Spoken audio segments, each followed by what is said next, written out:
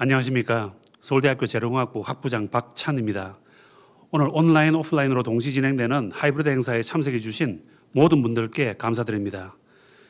바쁘신 일정 중에 행사에 참여해 주시고 발표도 해 주시는 이복희 듀퐁 코리아 대표이사님, 박현주 듀퐁 서스테이너빌리티 팀장님, 이승은 솔베이 연구소장님, 강인병 LG 디스플레이 CTA님, 그리고 주영창 서울대 차세대 융합기술원 원장님께도 감사드립니다.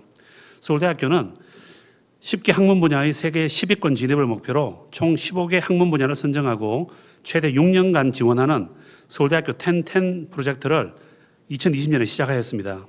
서울대 재료공학부도 1010 사업의 지원 대상에 선정되었으며 글로벌 연구 허브를 구축하여 연구의 질적 수준을 향상시키고 세계적 수준의 창의적, 융합적, 능동적인 재료 분야 최고 인재를 양성하여 산업 발전에 기여하며 2007년까지 QS 세계대학 순위 10위권에 도달하기 위해 노력하고 있습니다. Sustainable Digital Transformation in Material Research를 주제로 진행되는 오늘 행사는 서울대 재료공학부, 또 서울대 BK21 사업 재료교육연구단, 서울대학교 신소재 공동연구소가 공동 주최하며 서울대 1010 사업에서 주도적으로 행사를 준비하였습니다. 산학협업 방향을 중심으로 글로벌 재료공학의 혁신적인 미래 전략에 대해 논의하고자 개최하게 되었습니다. 재료 미래에 대한 선도적 역할을 하고 계신 연사님들께 좋은 의견을 부탁드리며 온라인으로 참석하고 있는 모든 재료공학부 구성원분들께서도 다양한 고민과 토론을 나누는 귀한 시간이 되시길 바랍니다. 길지 않은 시간이지만 귀중한 만남과 나눔 속에서 새로운 비전을 얻는 시간이 되시기를 바랍니다. 행사 준비를 차질 없이 진행해 주신 남기태 교수님, 그리고 김지연 씨에게도 감사드립니다. 다시 한번 참석해 주신 모든 분들께 감사드립니다. 고맙습니다.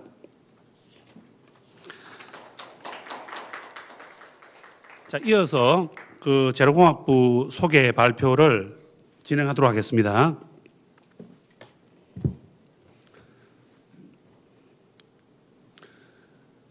다시 한번 오늘 참석해 주신 모든 연사분들께 감사드립니다.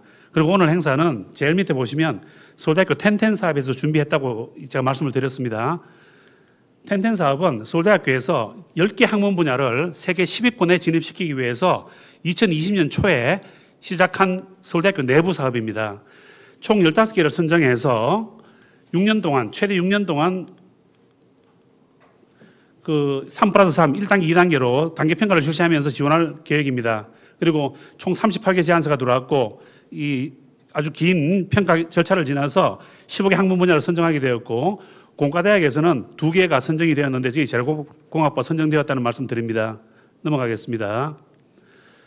공과대학에는 여러 학과 학부가 있습니다. 그 교수 숫자를 비교해놓은 표를 보여드리고 있죠. 표를 보여드리고 있습니다. 여기 보시면 그 교수 숫자로 봤을 때 공과대학에서 두 번째로 큰 과입니다. 재료공학부가 상당히 큰 과가 되는 거죠. 그리고 학생 수로 봐서는 세 번째로 큽니다. 전기과, 기계과 다음에 재료과가 됩니다. 여기 보시면 재료과 학부생의 숫자가 좀 작게 되어 있습니다. 650명 정도로 되어 있는데 저기에는 휴학생과 수료생들이 빠진 숫자입니다. 저걸 합치게 되면은 요 다음 슬라이드에 나오는 숫자가 되는 거죠. 여기 보시면은 이 서울대학교 재료공학부 연역이 나옵니다. 여기 보시면은 일단 처음에 금속공학부와 그 무기재료공학과가 1990년에 합쳐서 재료공학부가 되었으며 그 2000년도에 섬유고분자공학과가 합쳐져서 명실공히 국내에서도 가장 클 뿐만이 아니라 세계적으로도 규모가 굉장히 큰 양적이나 질적으로 우수한 큰 재료공학부라고 말씀드릴 수 있습니다. 이 꽉 차게 되면은 교수는 43명입니다. 그리고 학생 숫자는 약 1,050명이 넘게 되는 거죠. 휴학생과 수료생을 다 합치면. 그리고 그 최근 5년간, 즉 5년은 2015년부터 19년까지 5년입니다. 5년간 약 540명의 석박사를 배출했습니다. 그리고 그 가운데 약 10여 명이 국내, 해외 대학교 전임 교원으로 취업을 했다는 거 말씀드립니다.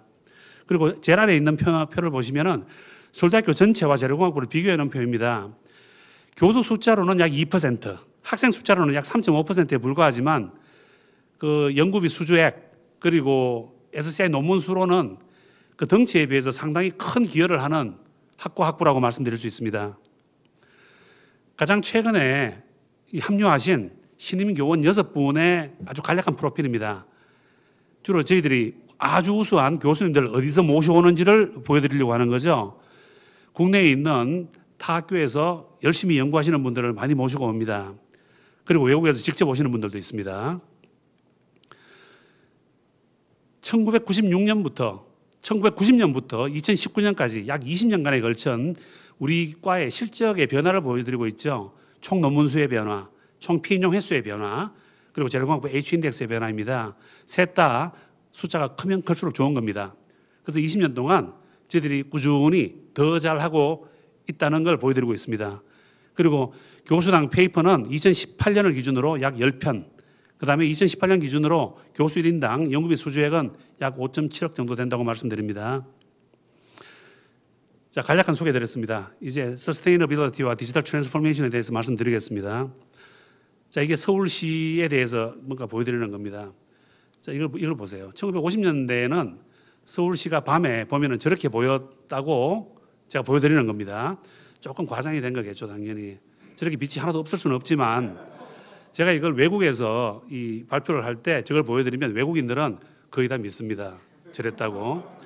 자, 2020년입니다. 이건 과장이 없는 거죠. 전혀 과장되지 않은 서울의 모습입니다. 자, 바이 더 리버입니다. 한강변이 50년대에는 앵글을 잘 잡으면 저렇게 보였을 이 구역이 있었을 겁니다, 분명히. 그리고 과장이 하나도 없는 사진이죠. 이렇게 굉장히 빠른 속도로 짧은 기간에 큰 변화가 있었다는 걸 말씀드리는 겁니다. 자, 지난 70년 동안 꾸준히 저희들이 더 좋아졌죠. 디벨롭을 한 거죠. 그다음에 앞으로도 수십 년간 계속 디벨롭을 하게 될 겁니다. 자, 여기서 이제 서스테이너블, 지속 가능 발전, 서스테이너블 디벨롭먼트가 과거에 있었는지, 그다음에 앞으로는 또 어떻게 할 건지에 대해서 간략하게 말씀을 드리게 될 겁니다. 이 슬라이드는 이콜로지컬 풋프린트라 그래서 이거 저 아래에 있는 소스에 들어가면은 아주 방대한 양의 자료를 보실 수가 있는데 저걸 정리하는 건 굉장히 힘들 것 같습니다. 그래서 2019년도에 경향신문에서 보도된 정리한 결과를 가지고 왔습니다. 왼쪽 걸 보시면은 일단 사우스 코리아부터 시작해서 번호가 하나씩 붙어 있죠. 저희들이 미국보다도 훨씬 높고 일본보다도 높은데 숫자가 높을수록 바람직하지 않은 겁니다, 저건. 자, 저희들 사우스 코리아 옆에 8.5라는 숫자의 의미가 그 위에 써 있습니다. 2016년 기준으로 대한민국이 소비한 모든 리소스를 만들기 위해서 대한민국이 8개 이상이 필요하다는 겁니다. 우리가 리소스를 굉장히 많이 썼다는 겁니다. 덩치에 비해서. 자, 오른쪽 걸 봅시다. 오른쪽 걸 보면은 미국이 이번에 우리보다 더 높네요. 자, 미국의 경우를 보면은 저게 의미하는 숫자의 의미가 위에 써져 있습니다. 2016년 기준으로 모든 세상에 있는 나라들이 미국처럼 리소스를 사용한다면 세상에 있는 모든 나라가 컨수머하는 리소스를 만들기 위해서는 지구가 5개가 있어야 된다는 겁니다. 굉장히 많은 리소스를 쓴다는 거죠. 우리나라도 만만치 않죠. 지구가 3.5개가 필요하니까.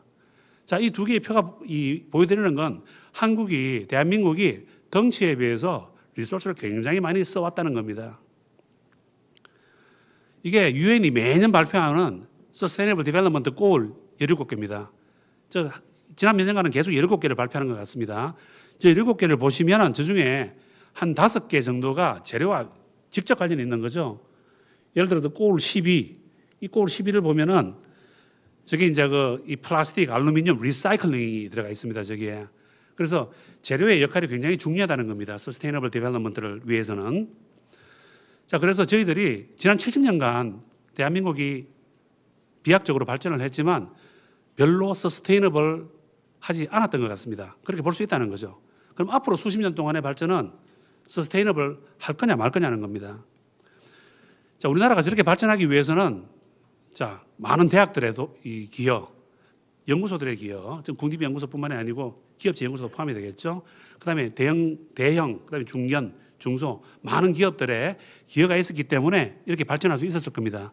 그리고 거기에 많은 대학들의 기여가 있었고 서울대학교도 기여를 했죠. 서울대학교 공과대학도 기여를 했습니다. 그리고 물론 재료공학부도 기여를 했죠.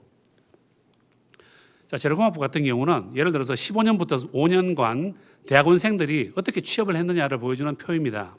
왼쪽 위를 보시면은 취업의 전공 적합성, 그러니까 재료를 전공하고 졸업한 친구들은 재료를 연구하러 갑니다. 그 다음에 재료 지역 균형적인 취업, 저 표를 자세히 보시면 서울, 경기, 인천이 좀 많습니다. 사실 굉장히 많이 보이죠. 그래도 우리는 지역 균형적으로 취업했다고 주장합니다. 그다음에 왼쪽 아래를 보시면은 여성 인력 많이 배출하고 있습니다. 저희들. 그다음 오른쪽 밑을 보시면은 아까 전에도 보여드렸던 표입니다.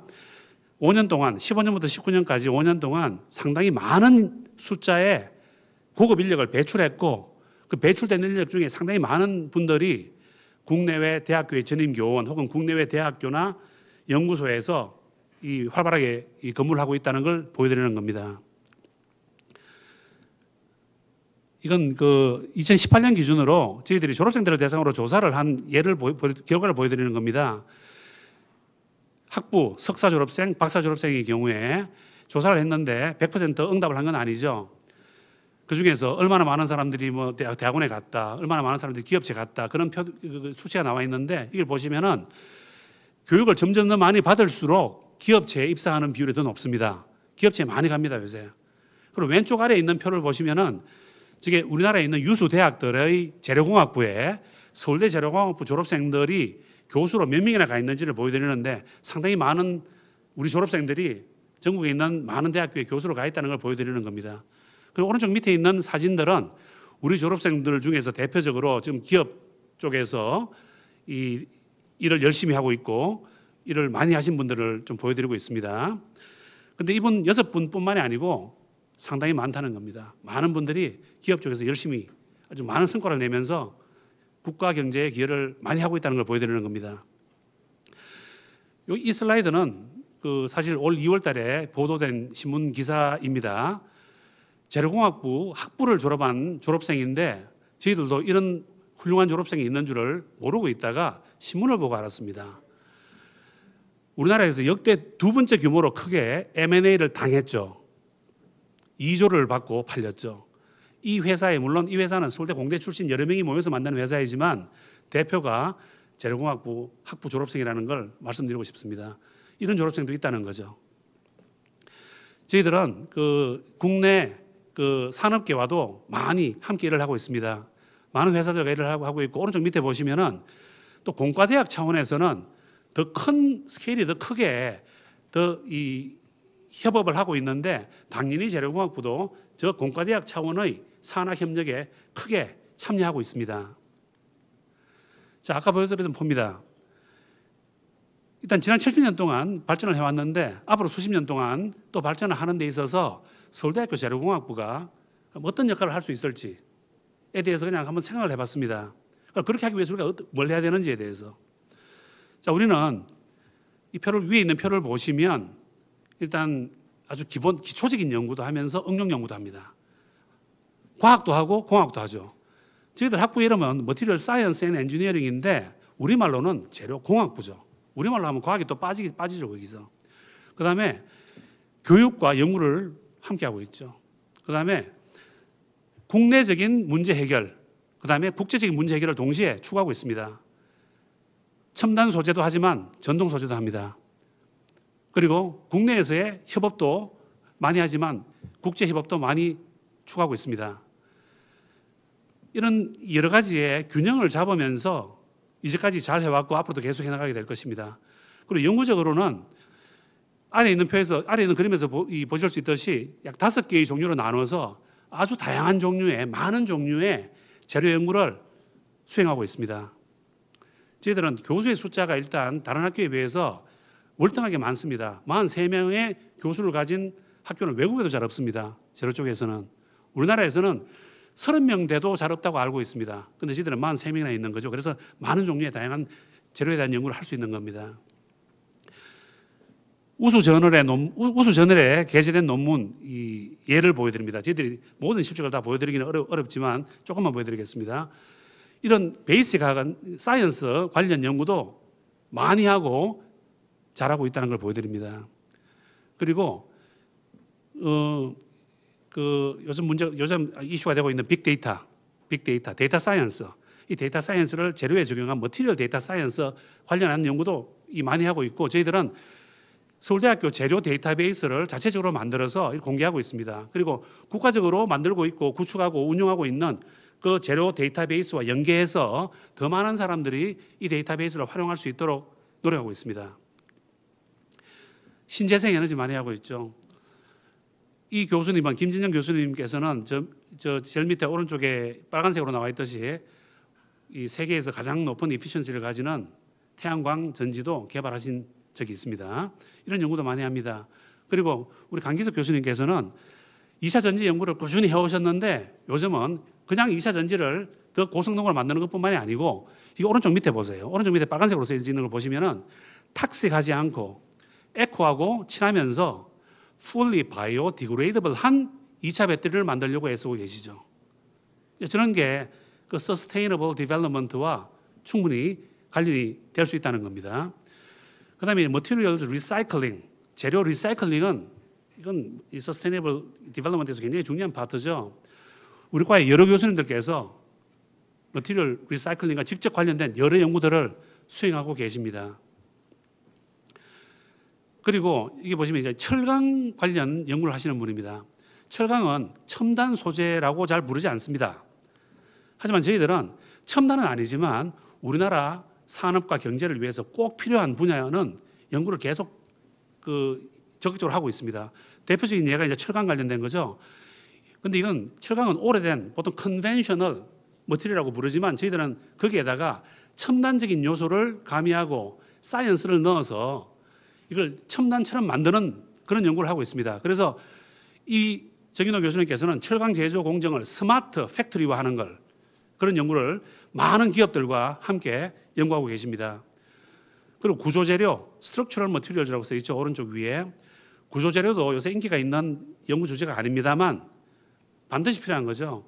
그래서 한웅남 교수님께서 6개의 대학과 함께 정부 지원을 받은 큰 사업을 수행하고 계십니다. 23개의 기업체와 함께 연구를 하고 계시죠. 이렇게 첨단이 아니지만 꼭 해야 되는 연구를 저희들은 그런 것도 수행하고 있다고 말씀드립니다. 세계대학 랭킹입니다. 대학교 랭킹을 매기는 시스템은 전 세계에 수십 개가 있습니다. 한 8, 90개가 있다고 알고 있습니다. 그중에 저희들은 일단 QS를 가지고 온 이유는 QS는 우리나라 신문지상이 우리나라 언론을 통해서 가장 많이 보도됩니다. 그리고 저희들의 랭킹이 QS가 가장 높기 때문에 저희들도 가장 선호하고 있습니다. 그래서 이 표를 보시면은 SNU가 어느 정도로 오르락내리락 하고 있는지를 보실 수 있습니다. 2020년 기준으로 21등 정도를 하고 있는데 저것도 저희들은 대단하다고 사실 생각합니다. 저희들보다 순위가 낮은 학교 중에서 저희들이 수십 년 전부터 세계적인 명문이라고 불러왔던 그런 대학들이 많이 있습니다. 지금 굉장히 잘하고 있다는 겁니다. 근데 더 잘해야 되는 거죠. 여러 가지 노력을 해야 되겠지만 특히 예를 들어서 이 중국 대학들의 순위 변화입니다. 이걸 보시면은 최근 들어서 중국 대학들이 저렇게 순위가 빠른 속도로 올라가고 있는 겁니다. 그래서 저희들이 제대로 노력하지 않으면 저희들 순위는 내려가기만 할 뿐일 거라서 저희들이 더 노력해야 된다는 겁니다. 저걸 더 올리기 위해서는. 자, 공과대학에 있는 여러 학과들의 QS 순위입니다. 2020년 기준입니다. 작년 기준입니다. 재료공학부가 가장 높습니다. 공과대학에서. 그리고 서울대학교에서는 세 번째로 높습니다. 우리보다 더 높은 두 개가 왼쪽 위에 써져 있죠. 현대의학, 사회정책, 행정학입니다. 그래서 자연계, 이공계 쪽에서는 재료공학부가 가장 순위가 높다고 말씀드립니다. 재료공학부의 단기적인 목표라고 써놨는데 이건 이제 앞으로 10년 내에 저희들이 추구하고 있는 목표입니다. 오른쪽 위에 보듯이 저희들은 여러 가지 균형을 맞추면서 그다음에 5가지 연구 이 종류로 나눈 다양한 재료를 연구하면서 그리고 타사업, 타기관과의 협업을 통해서 앞으로 약 7, 8년 내로 세계 10위권 대학이 되는 걸 목표로 열심히 하고 있습니다. 자, 서스테이너블 디벨롭먼트를 하기 위한 에듀케이션과 리서치 좀 보여드리겠습니다. 아까 보여드렸던 표죠, 이것도.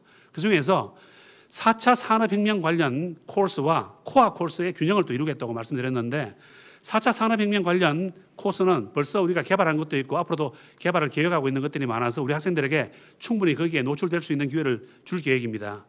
특히 그 오른쪽 밑을 보시면 서울대학교에서 2019년부터 시작한 AI 연구소라고 있습니다. AI 연구소. 그다음에 작년에 개설을 했죠. 서울대학교 데이터 사이언스 대학원이 있습니다. 이런 기관들과 함께 AI나 빅데이터 사이언스를 재료공학에 연계하는, 재료공학에 접목하는 그런 노력을 함께 하게 될 겁니다. 그 중간에 있는 문장을 좀 봐주십시오. 그래서 저희들 학생들이 서스테이너블 디벨롭먼트에 충분히 잘 대응할 수 있도록, 그리고 그들이 앞으로 맡게 될 미래를 준비할 수 있도록, 그다음에 4차 산업혁명이 가져올 미래에 대응할 수 있도록 준비할 수 있는 그런 연구와 교육을 제공하고자 노력하고 있습니다. 그래서 우리들이 지금 노력하는 것들은 그렇게 하기 위해서 가장 좋은 방법이 뭔지를 항상 고민하고 있습니다. 근데 베스트 웨이는 사실 어렵습니다.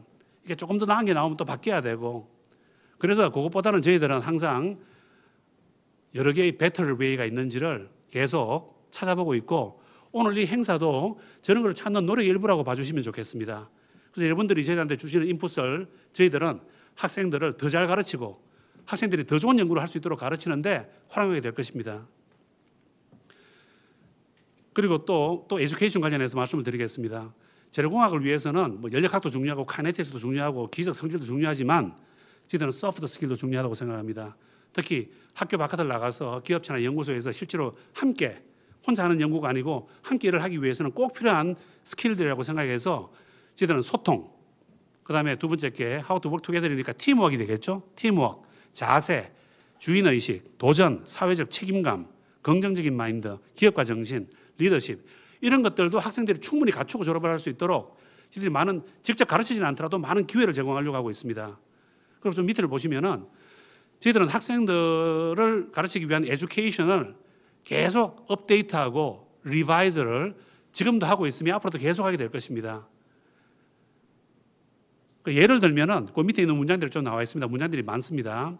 학생들이 환경 보호를 위한 재료가 서스테이너블 디벨롭먼트를 위해서 왜 필요한지를 이해할 수 있도록, 그 다음에 에너지 밀도가 더 높고 더 안전한 2차 전지를 위한 재료가 왜 필요한지.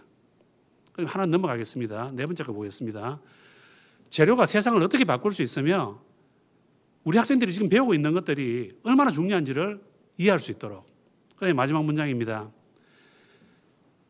우리 학생들이 배우는 것과 그다음에 우리 학생들이 배운 그 지식을 가지고 할 수 있는 것들이 세상을 어떻게 바꿀 수 있으며 왜 우리 학생들이 이걸 배우고 있는 걸 자랑스럽게 얘기해야 되는지, 자부심을 느껴야 되는지를 충분히 이해할 수 있는 그런 교육을 제공하기 위해서 항상 업데이트하고 리바이즈 할 계획입니다. 자, 또 비슷한 그림이 또 나왔죠. 자, 오늘 좀 밑을 봐주십시오. 그래서 앞으로 수십 년 동안 우린 이제 서스테이너블하게 디벨롭을 해야 되는데, 거기서 우리 서울대 재료공학부는 일단 방향성을 서스테이너빌리티와 디지털 트랜스포메이션, 오늘 이 행사의 주제로 잡는다는 거죠. 그러니까 조금 더 구체적으로는 밑에 보면 어프로치가 나와 있죠. 디지털 트랜스포메이션을 이용한 서스테이너블한 재료의 개발, 그 다음에 디지털 트랜스포메이션에서의 서스테이너빌리티를 이네이블하는 것, 그 다음에 디지털 트랜스포메이션을 교육에 임플리멘트하는 것, 이런 방향으로 나가겠다는 뜻입니다. 조금 더 구체적으로 보면 플랜이 있는데, 이 플랜은 제가 아까 말씀드린 것처럼 계속 업데이트하고 리바이즈를 해 나갈 내용들입니다. 오늘 여러분들이 저희들한테 주시는 그 말씀들도 저희들이 이런 플랜들을 업데이트하고 리바이즈 하는데 아주 충실하게 반영하게 될 것입니다. 저희들이. 자, 오늘 여기까지 말씀드리고 오늘 재료미래 포럼에 참여해 주신 모든 분들께 감사드리면서 인사말과 학부 소개를 마치도록 하겠습니다. 고맙습니다.